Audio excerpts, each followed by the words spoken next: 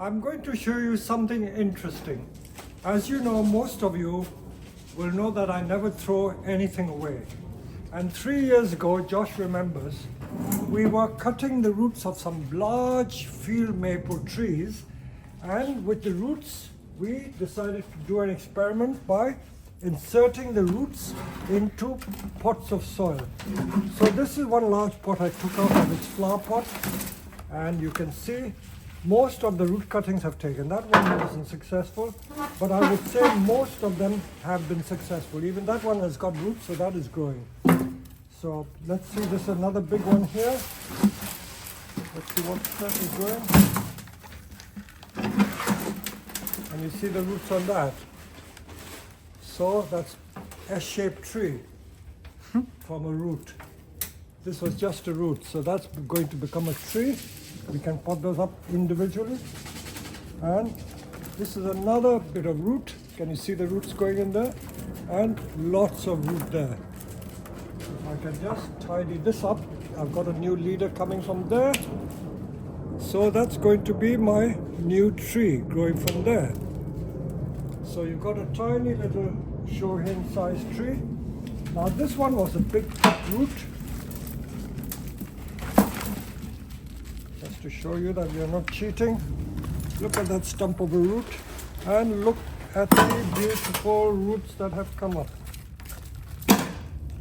So there you go. So look at the roots from there. Just roots cut off, put it to the flower pot, and hey presto, we've got a chunky stump of a tree. If you look at this one, you can do all sorts of things. With such a thick root, you can start wiring it. And there you are, you've already got a tree with a massive trunk like that. Now, there are some more. I can go through all of them and show you the result of what has happened in 3 years. It's quite amazing. The roots are absolutely rampant. You won't believe, 3 years, so much growth. We've got a little hawthorn as well, didn't we? Oh. So certain trees grow from root cuttings, and the field maple I find is one of the most prolific or easy ones to develop from root cuttings. So that's another tree there. Look at that, such a thick stump. And if I can just cut off the odd bits that didn't survive. I've got the makings of a lovely tree there. I can do a little twist and bend there. Now, looking at some of these, I won't go through them all. These were other trees that I found from root cuttings. Again, these are root cuttings. And in this situation, it was too nice an opportunity to miss for doing what we call root over rock. Look at those beautiful fibrous roots. So we always have all sorts of rock. This is just a bit of sandstone from the nursery. So all you have to do is find a suitable piece of rock, drape the roots over that, tie it with some wire or soft plastic string, plant it in a pot, and you've got a root over rock like that. Let me complete this process just to show you that I'm not cheating. So let's complete the process. I'm sure most of you like to see this done. You just got to keep an eye, make sure the wires don't bite too much.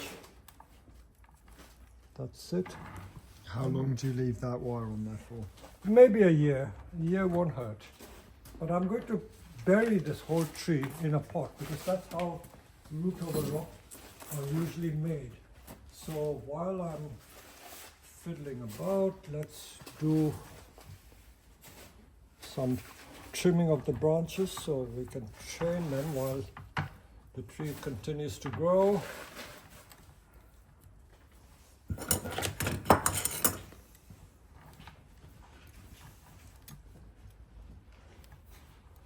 I try to think bonsai in terms of what a hobbyist does. And because bonsai was a hobby for me, I can well appreciate where you're coming from.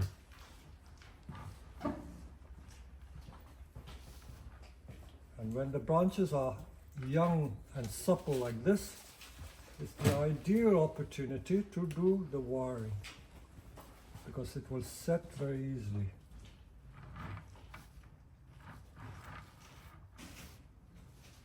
See it nice from this side as well. And then you can wire these two.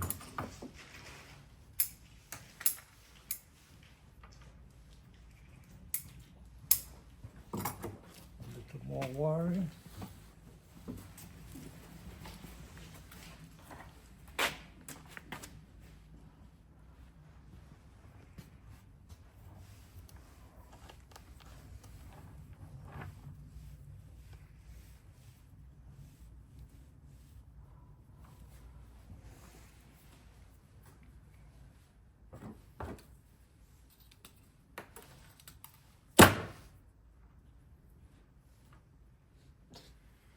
Looks really good.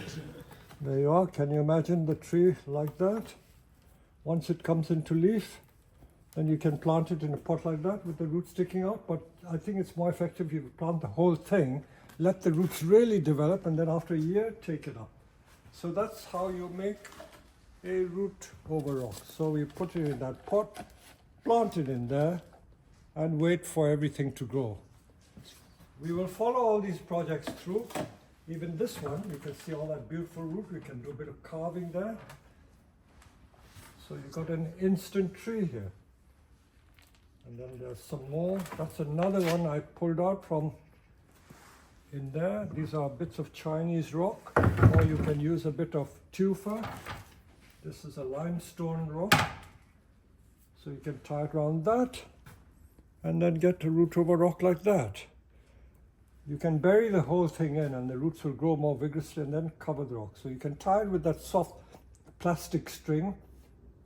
That doesn't break down so easily and the roots will grow even more.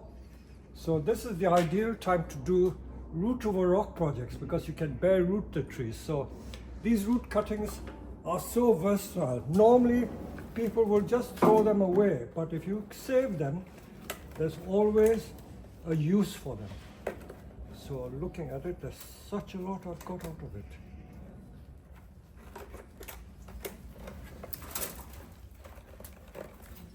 It's quite amazing how vigorous the roots are. Look at that, that's only one root. Look at that beautiful tree. Again, looking at it, I'm getting carried away. And this is going to be like a literati. Look at that, with a bit of wire, let's show you the possibilities.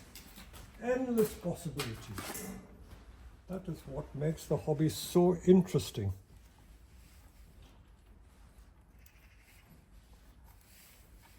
I never tire of emphasizing the importance of wiring.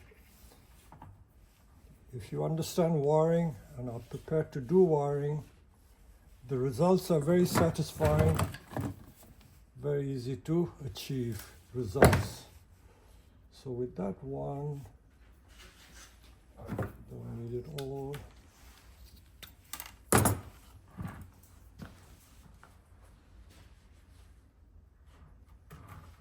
So a literati field maple with exposed root. Look at that, look at that. Lovely. Just a discarded root and you've got something beautiful.